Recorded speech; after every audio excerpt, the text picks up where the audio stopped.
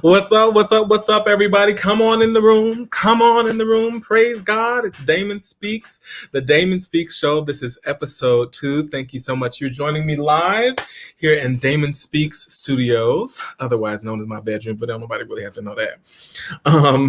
I'm so excited tonight to be broadcasting the second part of Hortensia Gooding's interview that she did. I'm really appreciative to her for being so open and being so honest and being so raw, talking about something that we could all benefit from, which is mental health. And specifically, I wanted to talk to her about people who happen to be Christian and may think that something's wrong with them because they have mental health issues, and may think that something's wrong with them because God is not healing them without therapy, without medication. This is something that affects a lot of us, and a lot of us suffer in silence, but we don't have to suffer anymore. I'm here. You can always reach out to me, and I'm going to be continuing to bring you content that deals with mental health and the issues that we deal with every day. So I'm not going to hold it any longer. I'm going to get ready to put it on. I'm here live. Hortensia may or may not be in the comments, but I'll be here if you have any questions. I look forward to interacting with you.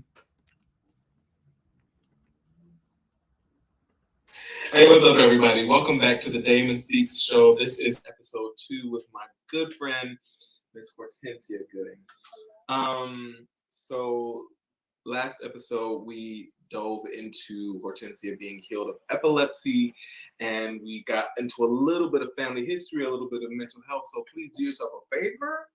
I'll also include the link to the first episode. You must go back and watch that. But get ready. Put on your seatbelts, because this is going to be something as well. So when we left off, you had applied to 4 colleges? Yes, I applied to Emory, Spelman, Clark, and North Carolina Central. And I got into all 4. Thank you, Jesus. And I chose Spelman. And one of the top 5 decisions I made in my life. Why Spelman? Was it a long, like a lifelong dream? My high school, the Boston Latin Academy, The Boston Latin Academy, instilled in us that what school we went to mattered. Whether it was because it had the program that we needed for the career choice, but that we thought we wanted to make, or it was the prestige of the school because we didn't know what we wanted to do, but having that name on the resume would make a difference. But it was an important part of our high school experience to think about college, prepare for college, and make sure that we were doing a good fit in whatever school that we chose. And I knew I wanted to leave Boston. I wanted to just go away. I wanted to be somewhere else. I knew I wanted a school that I would be proud of saying that I had gone to. And when I was in summer camp in junior high, a summer during junior high, maybe the summer before 8th grade, summer before 7th grade, the camp counselors, Harvard University had an inner city camp, and a bunch of Black Harvard graduate students were the camp counselors. And one of them was a Spelman graduate. When I tell you, I believe her name was Cynthia Lewis.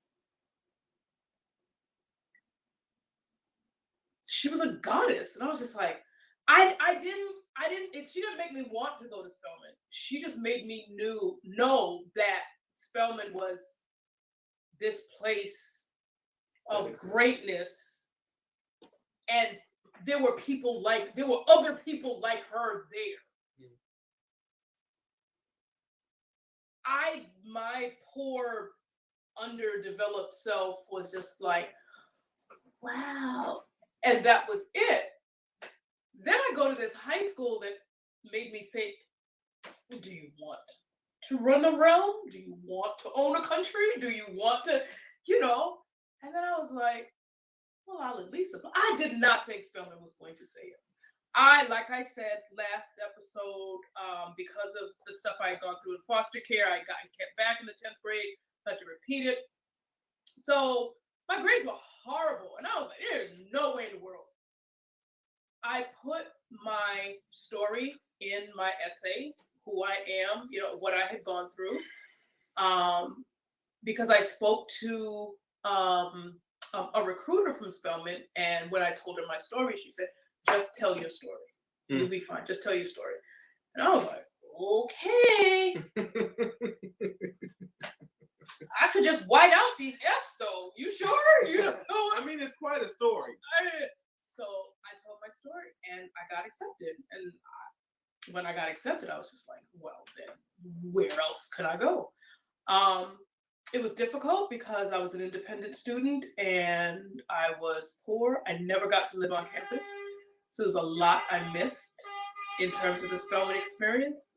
But what I love about Spelman is there is a sisterhood. There is a love. There is I was at the airport trying to do something for a ticket, and it was a Morehouse alum, which Morehouse is the all-male school right across the street from Spelman, all-Black women's school right there.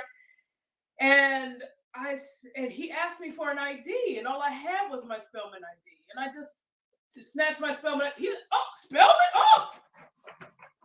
and he didn't say it like that. He said, and he started. I said it like that because I'm me, but that's not how he sounded. He sounded, because I was very intimidated. He was just like, well, I don't know what's going to happen. There are no seats and there's nothing and you can't. And I was just like, okay, I guess I'll have to go tomorrow. But I'm packed and I think I checked my bags in and what's going to happen.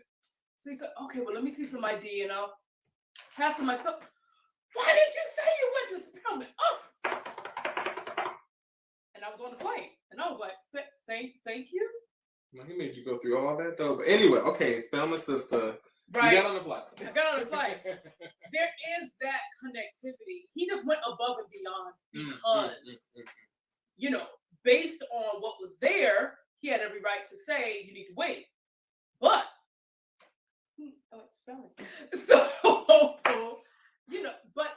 and I've just seen where there's an automatic love, there's an automatic connection. No, everybody that went ain't great and blah, blah. But the vast majority of my Spelman sisters are absolute goddesses, and shout out to all of you who are watching.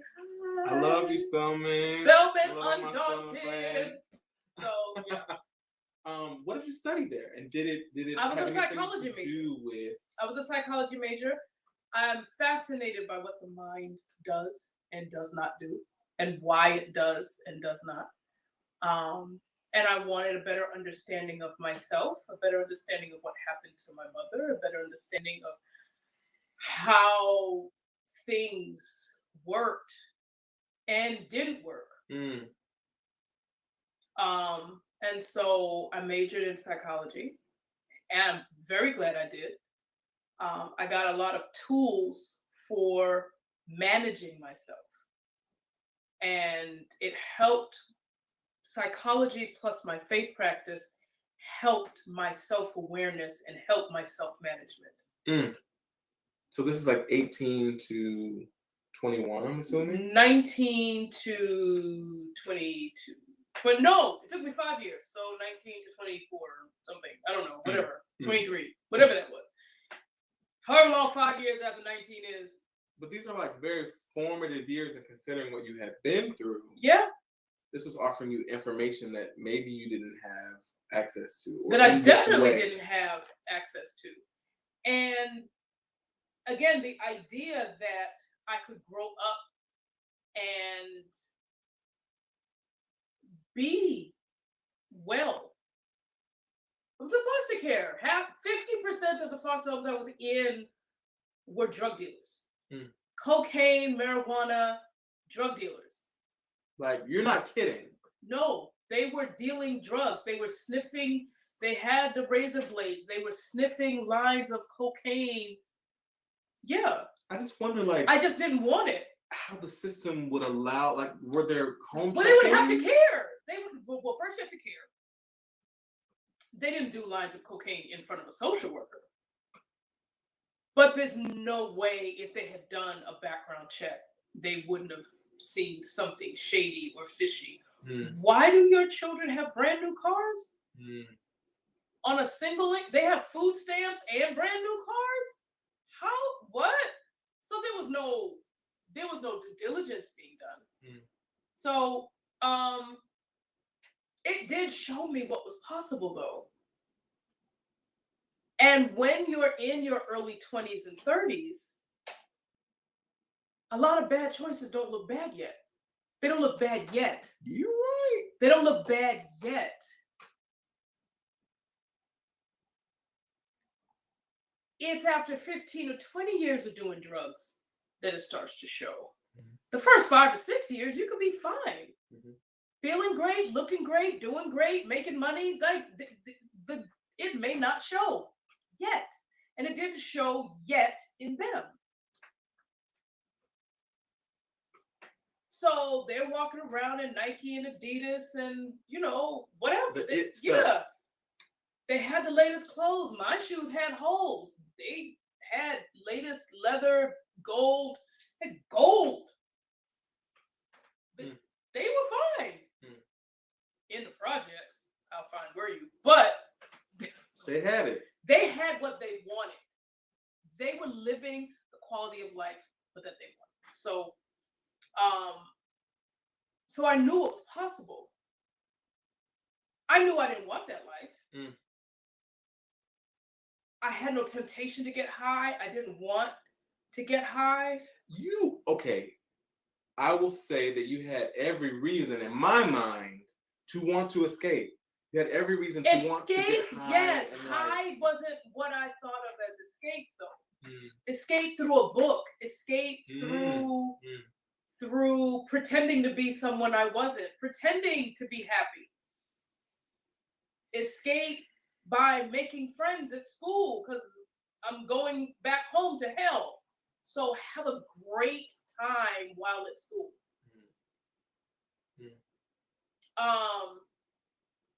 Yeah, that kind of escape. Escape imagining where I'll be 5 years from now, no matter how impossible it looks. Just imagine, I'm gonna grow up and I'm gonna have and I'm gonna be and I'm gonna look like and I'm gonna, and none of it made sense. But that's an escape. But just physically being disoriented, no. And probably I didn't want that because maybe it reminded me too much of mental illness. I was gonna ask you. Maybe. I don't know that it did. I wasn't conscious of it but I knew my mother was mentally ill. And I knew she couldn't control what she was doing. And I know that drunk people don't control what they're doing. So why would I want to be that? And it doesn't make the pain go away. It may dull it for a second. It may not. You may feel it more depending upon how it hits you. I've watched all kinds of people be high and drunk. People get into fights when they're high. They don't just laugh. They cry. They tell their business. And I'm just sitting there like. So you were like, no, I don't want that life. I don't want that life. And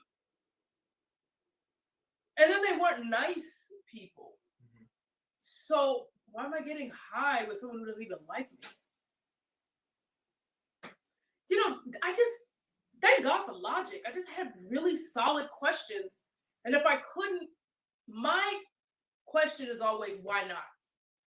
Now, when I have a reason not to, then then that's why. You know, That's why not. that's why not. If I don't have a question, if I say why not, and it's like, well then I'm $5, I'm doing it. Well, why not get high? Because they're stupid and they don't care about you, and if they're going to laugh at you when you're high and probably take advantage of you, and if you can't control yourself or you do whatever, you just be a laughing stock around these people that you have no reason to trust. That's a great reason not to get high around them. Mhm. You know. Thank God for that awareness, because there's so many people that would be just dying to be accepted, dying to have friends in any way they could, that they would do that stuff. Yeah. Did that ever affect you, like going through epilepsy, going through your family situation? Did you ever try to fit in? Was it ever like you sacrificing yourself to try to? I just knew I didn't. I knew I was weird. I knew I was strange. And I figured nobody would ever like me. And then I just kind of like, okay, so now that we're here, now what? And then epilepsy had another effect on me. I stuttered severely. Stuttered like Porky Pig stutter, like up until the probably high schoolish. So through junior high, everybody loved to hear me read in class because they would just sit down and laugh hysterically. You were highly intelligent. You were reading the thing out the man's. Highly intelligent and sounding illiterate because I stuttered severely. So that, and the pain, the frustration of knowing the word and being unable to say it, the amount of tension that is in the body and the mind and the shame and the stress and the anxiety that is going on. I love Bernie Mac, but when he did the stutter, I'm like, you don't understand what stuttering is. You don't understand. Air is what makes sound come out, right? Singer? Yes. Air without singing, without air, you can't sing, you can't talk. While you're stuttering, you're struggling so hard to make the sound, you're not breathing. You're suffocating. Your whole core is locked up, and you're doing all of this to try to get the word out. You're doing all this stuff to get the word out, and you can't. And you're suffocating. You're not breathing. And you're humiliating yourself. And it's this spiral. And every time you get ready to talk, it's this horrible spiral. So you're locked inside your own body. So that's why I can't laugh at stuff, because it's not funny. It's a prison. And I've got these beautiful words and these beautiful thoughts, and they can't come out. Did it just disappear one day? Like, how did it?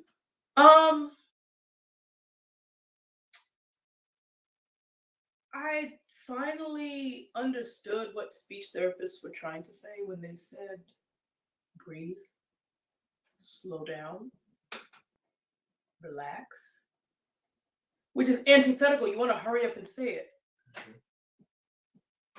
And there's a rhythm for talking. If someone asks you your name, you don't have 2 or 3 seconds to answer them. What's your name? Hortensia. That's how quickly it's supposed to happen. But H's are one of the most difficult sounds to make because it takes so much air to make an H. And if you get stuck there, the word's not coming out. So people have asked me hundreds of times, oh, did you forget your name? I felt something go through me, like the anxiety. Oh, did you forget your name? The shame. Oh, you don't know your name? And now I have an attitude. I'm sorry I didn't say it fast enough. I have a speech impediment. Oh, I'm so sorry. Now my mom, I'm like, F you, you're trash. Leave me alone. But I don't say that out loud because, like I said last week, I'm a coward. So I don't usually, tell people exactly what I'm thinking. So by the time I got into high school, I was calmer.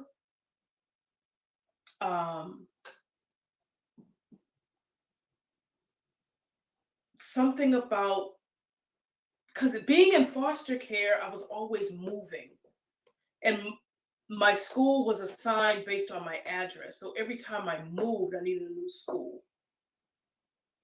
But my high school was an exam school. It didn't matter where you lived. As long as you lived in the city of Boston, you were there. So no matter how many times I moved, I was still at the same high school. So I got a chance to actually form relationships and get to know my teachers and get to know friends and all that. So a lot of that stabilization started. And that made it easier. Mm. I had a very good therapist. My last therapist was she was amazing. And I'm still in contact with her. And I met her while I was in high school. And yes, I met her while I was in high school, and she was the only therapist who cared. When did therapy enter your life? Therapy entered my life as a ward of the state. I must have been like 10. Really? And the majority of them could care less about me. They didn't care. You knew. They didn't care. You were emotionally intelligent. They didn't care. I would go in and say any kind of nonsense, and they were like, oh, and they would just write it down. And I'm like, you don't care I'm being dumb? You don't care I'm being okay? So this is nothing. And then I had a therapist who engaged with me. Well, how did you feel about that? Well, what were you thinking? Well, why did you do that? I thought you said you wanted. Well, if you wanted, then why did you? This is a thing. We're actually. You were listening to. That's different. Part of my love for psychology was the work she showed me was possible. How psychological tools could be used to analyze myself, analyze the situations I was in, analyze the environments I was in. This is a thing. Oh, okay. Wow. So, yeah, I think I called her. I hadn't spoken to her since my father got me out of foster care. So last time I spoke to her was 16. I think I called her when I was 37, about 20 years later. I just looked her up on Google, and sure enough, there was a phone number. And I went to Google Images, and that was her face. And I was like, oh. And I called her up, and she answered. And I was like, Dr. Layton, I made it. I did it. I really made it. I'm still here. And we both cried on the phone. Yeah. I went to college and I graduated and I'm living in New York and I'm like, and I'm a professional vocalist and I made it. I made it. Because the last thing she heard from me was, I have to repeat the 10th grade. So, yeah. And then I called her up because I was going to go to graduate school. And I called her, hey, I'm going to get a master's. Pray for me.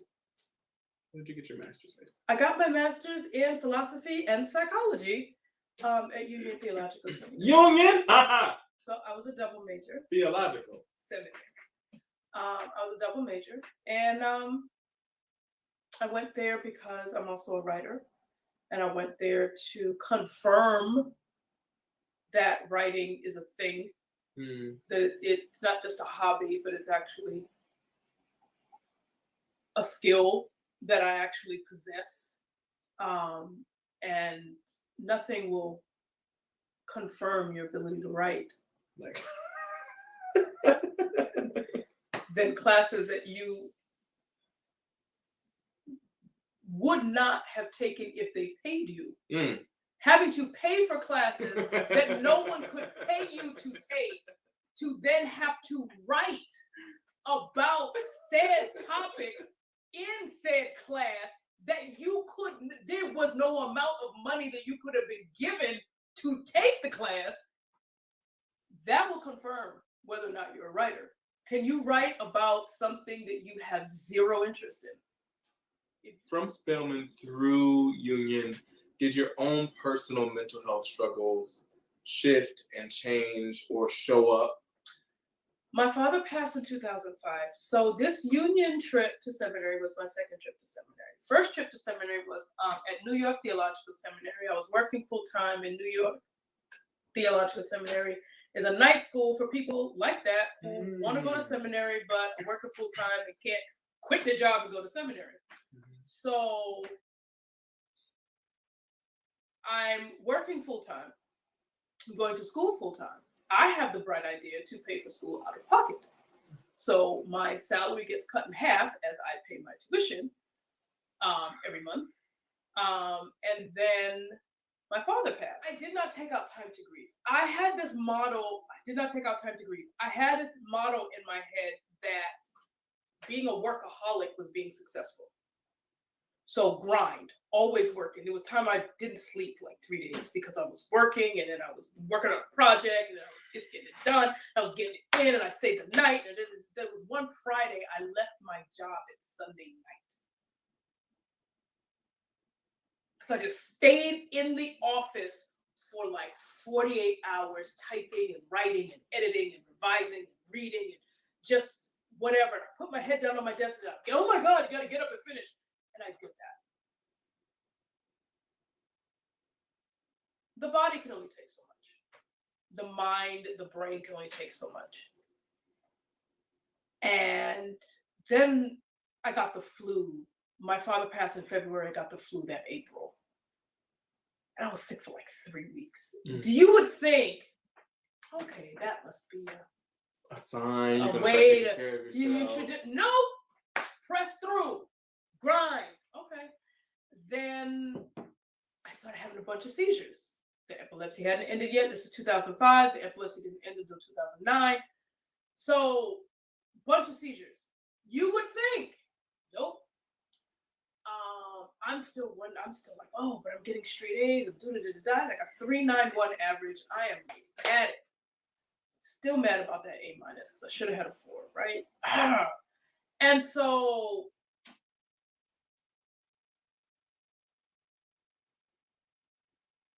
eventually I couldn't get through a class without crying. At some point, and then I couldn't write, I couldn't think, I couldn't do. And I said, oh. So now I'm mad at God.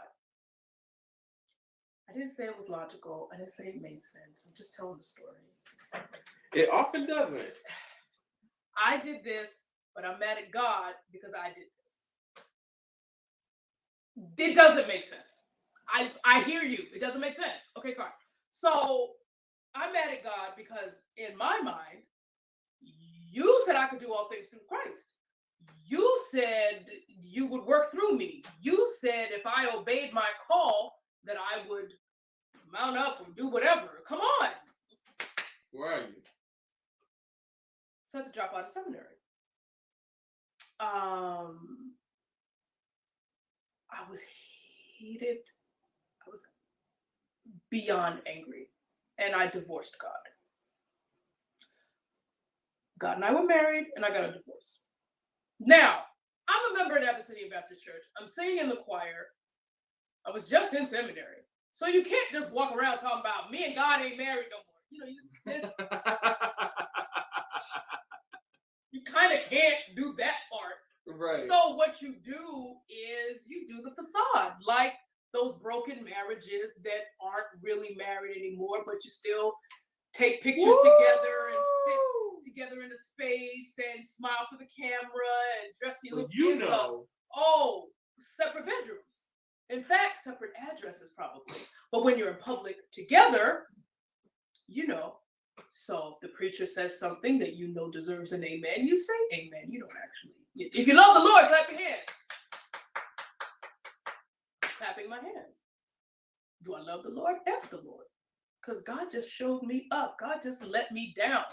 I'm doing this mess for you. I'm not asking for money. I'm not asking for fame. All I'm asking to do is live right and live out my call, live out my destiny. And you played me like an idiot and embarrassed me in front of everybody I know and F you. So God's not good at being an ex. Come on. I feel like this needs to be a book. God's not good at being an ex. God's not good at being an ex. So,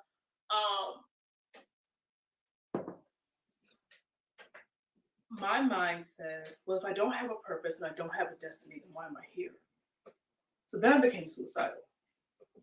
Like ideation, like No, but I'm an administrator and a thinker and a planner and an artist, so I'm planning my suicide. I'm like, oh, the house got to be clean, and you need to find a way. I'm a psych major, so I know about failed suicides. So I'm like, that's not gonna be my story. Mm-hmm. I'm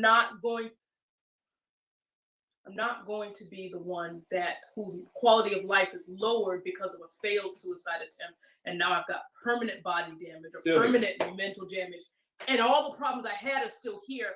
And yeah, I'm not going to do that. So when I go, I'm going for real, 100. Obviously, that didn't work because I'm here. So yeah, that didn't work. So God is also funny. So I was working on the 28th floor over on 3rd Avenue, one of the high rises. And I was like, of course, 28 floors. It's got to work. The windows didn't open. None of the windows open. You ain't seen nothing until you see this little black child going and all these officers talking about, how are we supposed to get out if there's a fire? This has to be a fire hazard. This isn't legal. Is this legal? None of the windows. None of them open. And then I'm like, well, maybe I can go to like a sky, like a rooftop or a sky, something. There's got to be something. There was an accident from window washers. 2 men fell about 41 stories. One of them passed. The other one broke his leg. 41 stories. So I'm like, cross out, jump from. There is no height to jump from. If 41 stories don't take you out. If 41 stories only breaks your leg, we're not jumping, right? I couldn't find the lethal dose for any of the medications I was on for epilepsy. I was totally frustrated. Now looking back, the reason they don't list the lethal doses because of people like who are looking for lethal doses. So they just tell you all the horrible things that can happen if you don't die, but you overdose. Again, failed suicide attempts. Would you like to be paralyzed on one side of your body? Ooh, no, I don't want that. Well, still here. God, Problems, right? Still here. Problems, and now you're paralyzed. So I'm still going at it though, crossing off. Okay, not the lethal dose. Okay, fine, not the jump. There's gonna be something. You're in church. Meanwhile, I'm in church singing. People don't understand this. And again,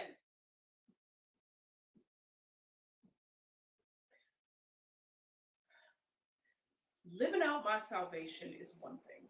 Being religious is something else. And yes, you can be religious and have no faith practice. Faith is just belief. Did I believe God? No. That's what the divorce was. I stopped believing who God said God was. I was no longer a believer. Still religious. And why am I going to put myself through the whole hassle of answering questions? We just haven't seen you in church. Where have you been? Well, I kind of don't like God anymore. What? I'm not going through this. So it's easier to just be there. Anyway, so I was in my apartment. And God still had the keys to my house. I didn't know that. Did not know. Had no idea. Okay. like I said, God is not good at being an ex. And stood at the keys to my house and came in and asked me very clearly, do you realize you're planning your suicide? And I didn't say anything. Are you okay with that? I didn't say anything. Why don't you talk to your neurologist tomorrow? I can't talk to my neurologist tomorrow. It's one of the top neurologists in the nation. He's got a waiting list the length of my arm. But you know what? Fine. I'll call. Hi, can I have an appointment with Doc? Oh, she had a cancellation. I can see you can see her at 12:30. Thanks. Click. I can't go at 12:30. First of all, I was late to work. So you gonna walk in late and leave early? And not early. Early? It's a 12:30 appointment. You gonna walk in for a 9:15 job at 9:45, and then come talk about, oh, I have a 12:30, sorry. So I said, hey, Steve, my boss, I have a 12:30. Oh, why don't you leave at 11? Just the path, just me, like. Really? Oh, okay. 11? I don't think I need an hour and a half. It's just the street. Oh, okay. So I go in.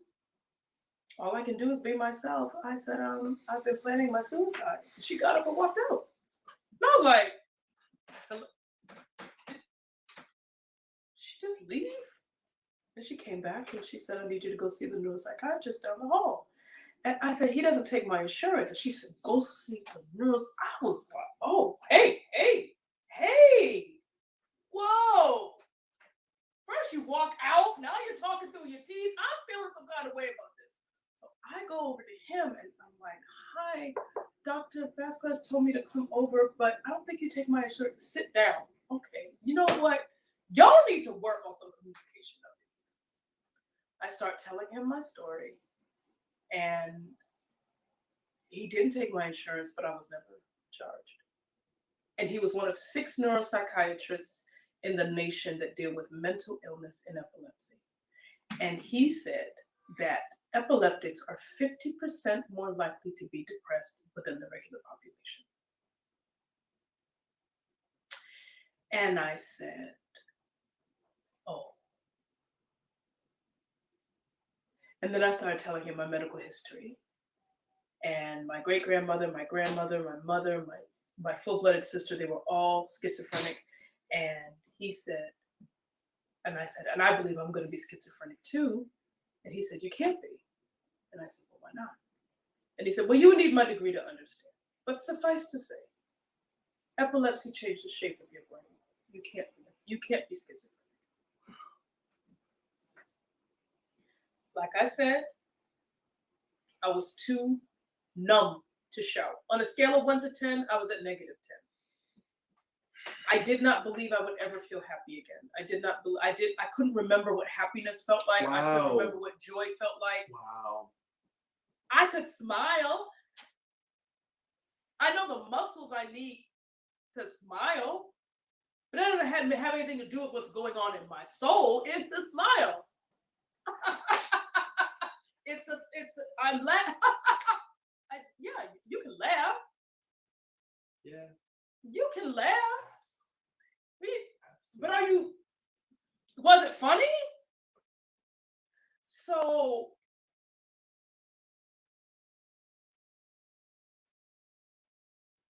he put me on antidepressants and he put me on an antipsychotic. Now, I had a real problem with being given an antipsychotic. I'm like, excuse me, I am not psychotic. Mm-hmm. And he looked me in my face and said, you were planning your own murder.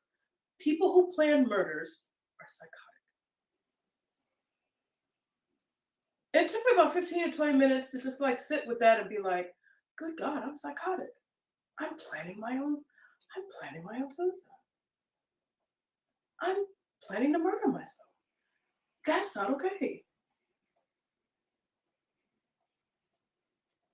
Can we pause for a second and talk about Black people mental health and medication. Because I started taking antidepressants 3 years ago, but it was so hard for me to start taking them because I didn't want to seem crazy and I didn't want people to talk about me and I didn't know how to talk about it. And then I finally got to the point where I had to tell someone, and I told them, and they were like, boy, I'm on antidepressants. And then another friend was like, I'm on antidepressants. And I was like, oh, okay. We can have an antidepressant party. She was like, you better take this pill before you jump off a bridge somewhere. Right.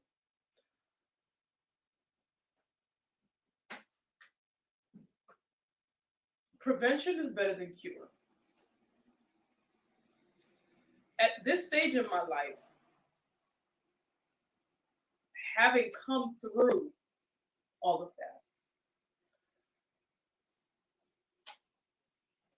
therapy is like getting my teeth cleaned. It's like getting a breast exam. It is not there because I'm crazy. It's there to prevent me from going crazy.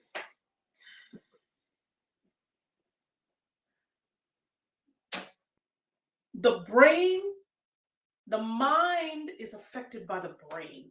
The brain is a muscle. And if I can strain my back, I can strain my brain.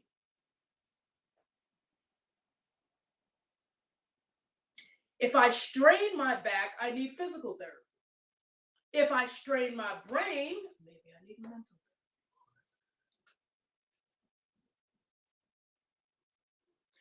therapy. If my back hurts too much, I'll take a painkiller. So if my brain hurts too much, maybe I need an antidepressant. Maybe I need an antipsychotic. Maybe I need we're not talking about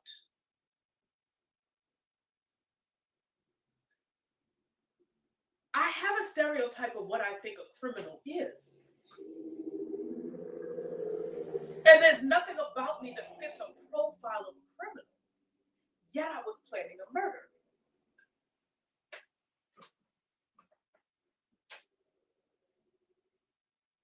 And a lot of parents don't think of themselves as criminal, but they're killing their children with their words.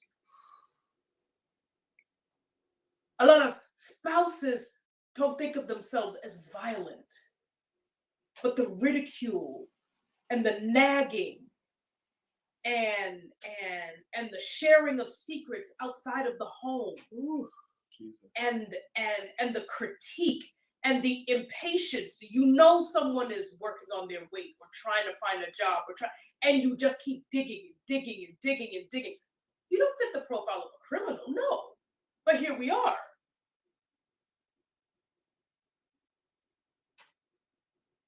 And so to that parent or spouse or person who's doing negative things, be it to themselves or to another person, just because I'm not picking up a gun and holding up a bodega, or I'm not secretly smuggling drugs in through the car, like, okay, no, there are other types of crimes. There are crimes we don't have laws for. That doesn't make them less criminal. It just makes them harder to prosecute. And it just means they're easier to perpetrate because there are no laws. There's no laws for being mean to your children. There's no laws for being mean to yourself.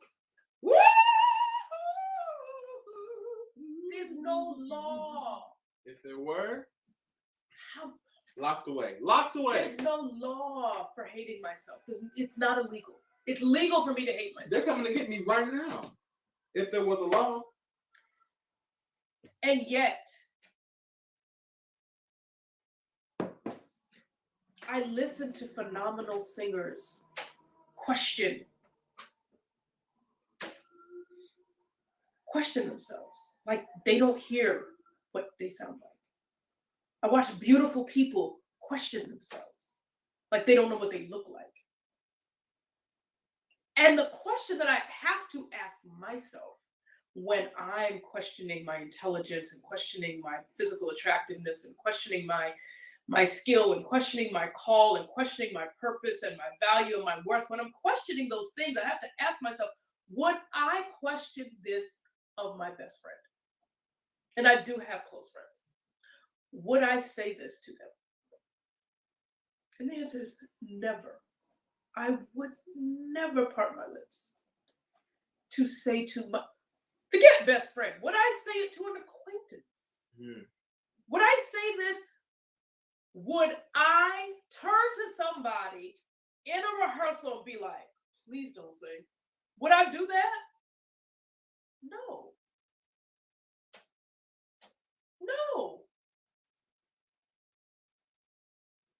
Would I look at someone and be like, I don't know what you thought you was wearing, but that's really not it. I know you, sweetie, no, not today. Would I do that? And yet we do it to ourselves. But I will put on something, look in the mirror, and then say the worst possible whatever. Instead of just, maybe I'll wear something different. So you started taking medication at that time when you saw the neuropsychologist. Psychiatrist. How did that medication affect you? I hated it. It made me feel sleepy. I felt like I was in a bubble, like I was in a gel. My reaction time was slower, but it worked. Was there the side effects sucked, but it worked. No, it worked. It worked. It healed my brain. It worked. Joy again. No, I got to 0. I was at negative 10. You were in the deficit. I was at negative 10. I was at negative 10 and I got back to 0. Okay. I got back to where I wasn't crying for hours at a time. I got back to where I wasn't horrified, like terrified, paralyzed with fear, anxiety through the roof. Mellowed out. And then I was able to get off the medication. And I'm not taking anything. And when I got back to 0, I was thankful. Because 0 is 10 points higher than negative 10. And so now I figured, now I need to manage 0. I need to live, I need to figure out how to live here. I'm not feeling happy. I don't feel joy. I don't feel pleasure. Okay, fine. But I'm not trying to kill myself. I don't have to cry myself to sleep. I'm not having panic attacks. Okay. Fine. Here we are. I know what a smile feels like. I know what a laugh sounds like. I have a community of people to be around. We'll manage it. And I said, well, if I can't feel happy, maybe I can be grateful. So I started practicing gratitude. So whenever I was getting ready to have a depressive episode, whenever I was getting ready to have a panic attack, if it was really, really strong, I'd start writing out the things that that I'm grateful for. And it would always start off like really, it would just be off the top of my head, random list. I'm thankful my eyes work. I'm thankful I can talk. I'm thankful that my teeth are white. I'm thankful that I'm thankful I can speak. I'm thankful I can write. I give thanks for this pen. I give thanks for this paper. I give thanks for the trees. I give thanks for the oxygen from the trees. I give thanks for Miss Christian, who taught me photosynthesis, which is why I remember that oxygen comes from trees. I give thanks for my best friend, Marilyn, that I met in Miss Christian's class, in that biology class. I give thanks for her. I give thanks that she got married and had children. See how the train of thought goes? It goes, and after a while, I really do start finding some real things to be grateful for. Like, wow, I give thanks that Marilyn and I have been best friends since 1986. Wow. I give thanks that she always believed in me. I give thanks I didn't die, because Marilyn would really be upset.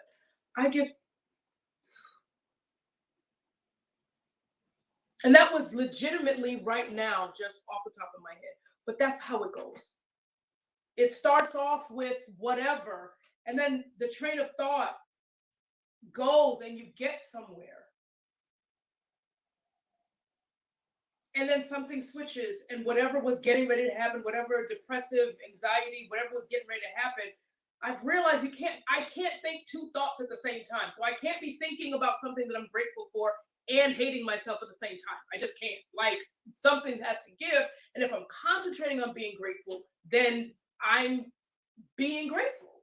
And gratitude is not a feeling. It is a mode of being. I am grateful. I don't feel grateful. I am grateful. I'm grateful that. So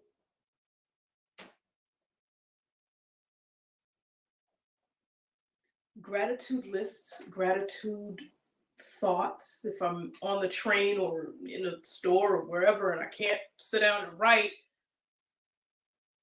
focus your brain and think. I give thanks I'm in this grocery store. I give thanks that I've got groceries in my cart.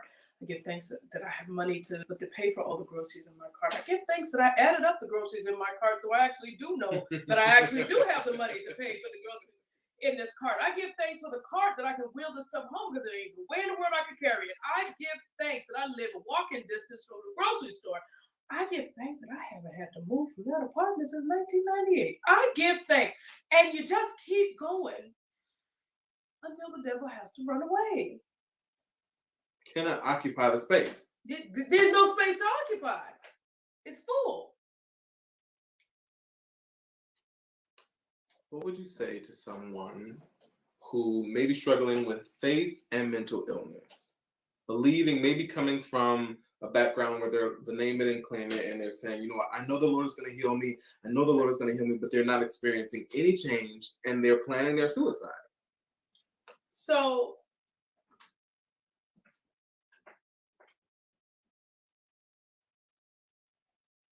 Jesus said,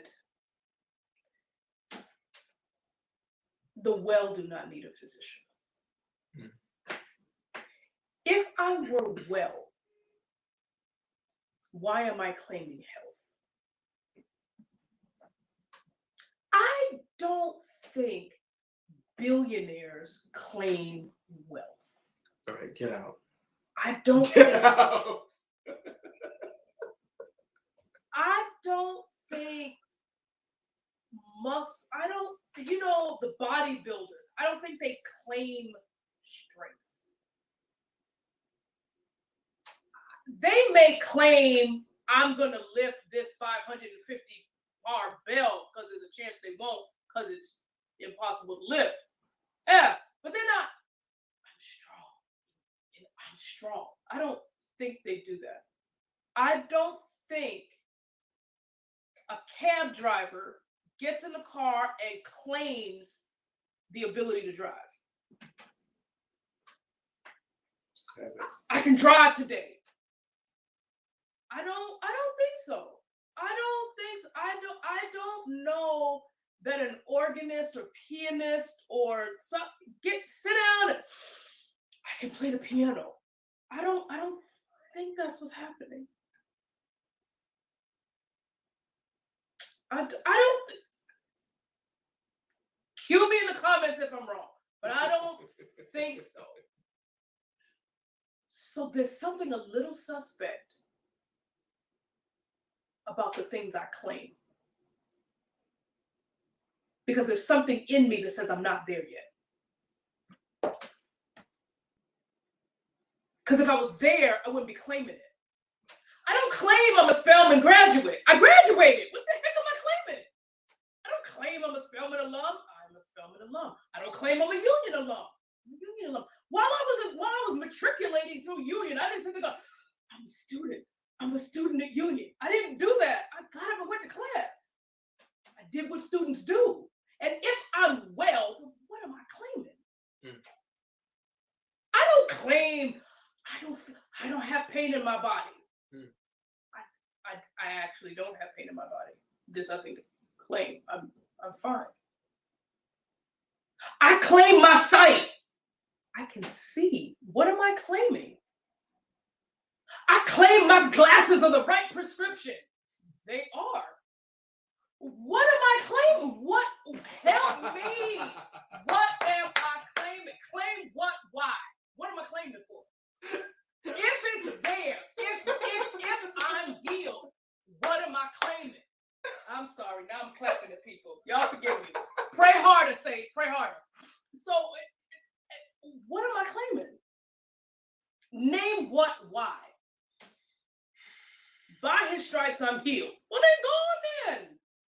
One of the funniest things I ever saw, somebody was really into Word of Faith and her husband caught a cold. And she's like, oh, I'm believing God for my health and this, and the enemy's not going to bring no germ on me. But she wouldn't kiss him. And I was like, but if the enemy couldn't bring a germ, then why don't you? Because you protected. But go ahead. And she's like, oh no, yeah, because you think you can catch a cold. That's why you claiming your health. Mm. And I said last week, I claimed healing for epilepsy. Sure did say that. And I kept having seizures. And I was like, okay, God, why? Why is this happening? What part of my faith haven't I activated? Mm. I was like, the faith in the medication that's in that bottle, that's what you need to be doing. Because when you're on your medication, you have less seizures. When you're on your medication, you don't have strong seizures.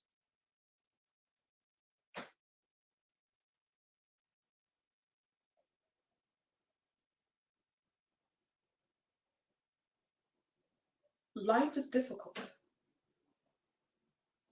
And the idea that my life is going to be easy and spotless and pain-free and exquisite for my entire existence simply because I claim Jesus Christ as my Savior sounds more like magic than faith.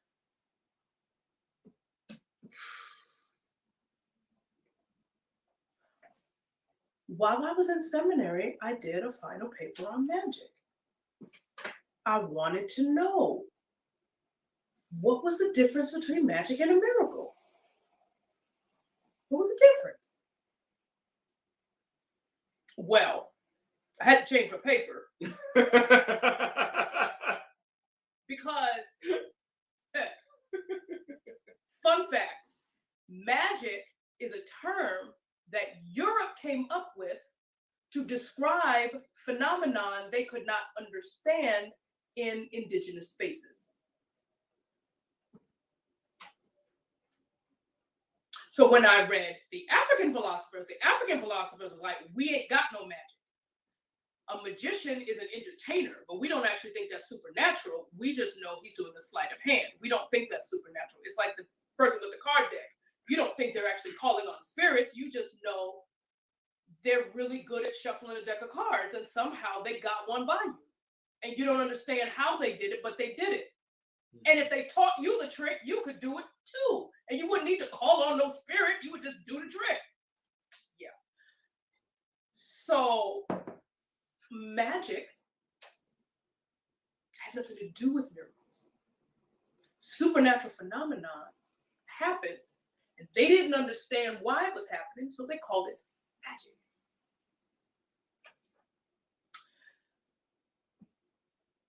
So my paper had to be, why am I tempted to treat my faith as though it were magic? Am I going to believe in magic or am I going to believe God?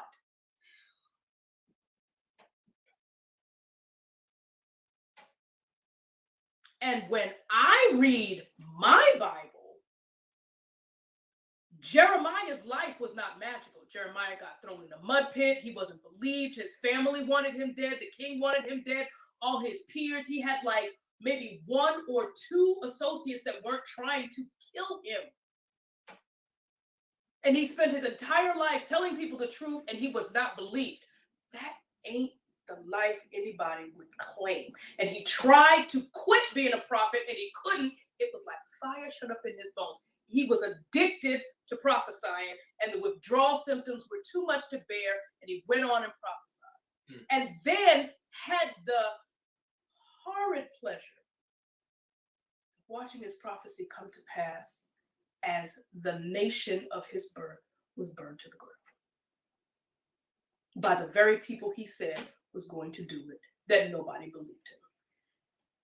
That is not righteous. Absolutely was. The life we all want to live? Absolutely not. So if it doesn't fit with my entire Bible, then I don't understand how I'm called a Christian. And I don't see how word of faith works with Jeremiah. I don't see how word of faith works with Ezekiel.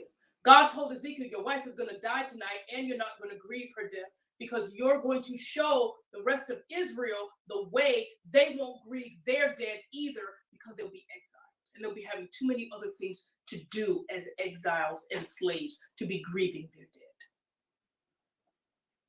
dead. And his wife died the next day.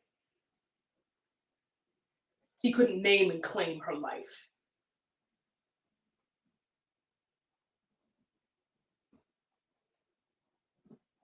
Why God kill Ezekiel's wife? See, that's why I'll be reading the Bible, because y'all believe all kind of stuff. Yeah, don't jump ship now. You were just talking about naming and claiming it. You were just saying, oh, I believe it. I'm manifesting. You know what? And if you're going to do that, be my guest. Do it. Go ahead. If it works, go ahead. If it works, though. Because if you name it and claiming it, then if I'm naming and claiming something, then I shouldn't also have to get drunk. If I'm naming and claiming something, then I shouldn't also have to get high. If I'm naming and claiming something, then I shouldn't also have to be envious of other people and gossiping about other people and being upset when good things happen to other people and questioning my own worth. If I'm actually walking in my anointing and whatever else it is I think I'm claiming, something powerful and big should be happening in my life. I should be seeing results.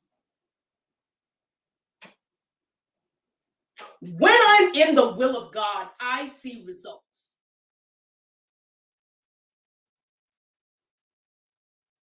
When God says, do this, and I do it. God told you to get that appointment. The harvest happens. God told me to love myself. And God was like, I don't know what you're trying to do. What you trying to do and how far you're trying to go, but thus far and no further. You can't go any further than this because you're lacking too much back here. You're lacking too much back here. So this is as far as you can get until you care about yourself and love yourself the way you love your neighbor and the way you claim you love me. Because I don't know how you love me and yet disobey me by hating yourself. So love yourself.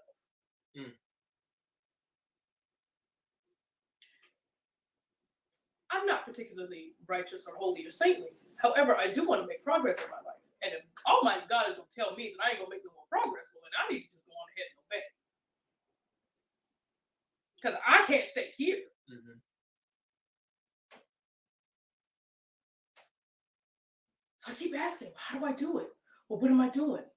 How do I love myself? How? Well, what would you do if you were in a relationship? I would weigh the pros and cons. I would see what I liked about the person. I would be on the date and I would be kind of like taking notes, like, ooh, they do so-and-so. Oh, I like that. Oh, I like that. Okay, good. Make a list like that about yourself. Ooh, what? Gag. You want me to what? Yeah, because it's but when I think about it, it's fascinating that I can list all my flaws. Off the top of my head. I can list them all. Like water. I can list them all. How many strengths? Lord knows. Lord knows. I'm already seeing results. Things that were very difficult to do before are easier to do. Because I'm speaking well to myself. I'm treating myself the way I treat my friends.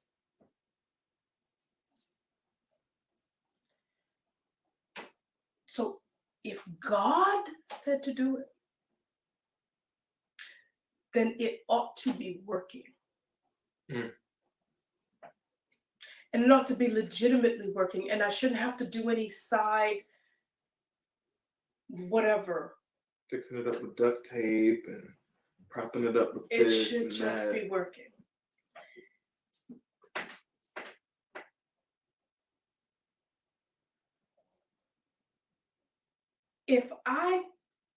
The fruit of the Spirit. Huh? Take us there now. One of them is self-control. One of them is patience. I always found it fascinating that said the fruit of the Spirit, not the fruits. So it's like a fruit salad. It's a fruit. And then they start listing out these characteristics. So it's almost like they're describing one fruit. It's kind of like when you say an orange is round and it has slices and it has seeds and it has thick skin. And the fruit of the Spirit is patient and self-control. And, oh, that is the fruit. The fruit has these characteristics. And if it's actually the Holy Ghost that's in me, if it is really the Holy Spirit, if this is God Almighty who's telling me to do this, then this is what that fruit should look like. Mm. And if I'm still impatient, maybe it's not God. If I still can't control myself. So, I want to do this, but I can't. Well, why not? I don't know, I just can't. Oh, you can't make yourself do it? You can't, no? You can't stop? You can't start? Oh, I would go back to the manufacturer. I'm going back to the God that created me and be like, okay, why can't I do this?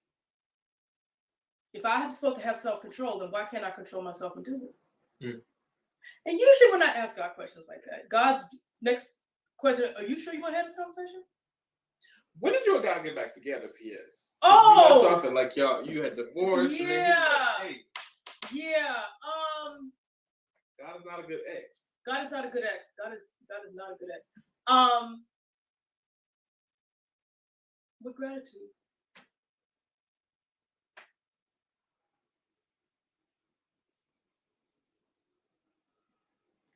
Somewhere in those gratitude lists,